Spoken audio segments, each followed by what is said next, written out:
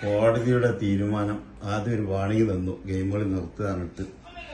വീണ്ടും ഗെയിമുകളെയാണ് ഇവിടെ വരുമ്പോൾ കാണുന്നത്. രാത്രി 12 മണി. അപ്പോൾ കോടതി ഒരു പുതിയ തീരുമാനം, എല്ലാ സ്വത്ത് വകകൾ മൊബൈൽ സംബന്ധമായ എല്ലാ കാര്യങ്ങളും കൈപ്പറ്റി സൂക്ഷിക്കാൻ.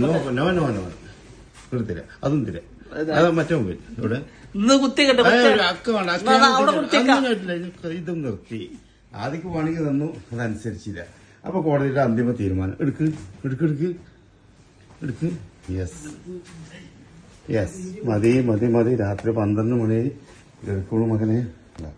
അപ്പൊ മക്കൾക്ക് നമ്മൾ വാണിംഗ് കൊടുത്തിട്ട് ഒരനുസരിക്കാതിരിക്കുമ്പോ മൊബൈല് സാധനങ്ങളും നമ്മൾ കൈപ്പറ്റി അത് നമ്മൾ സൂക്ഷിച്ചു വെക്കാം.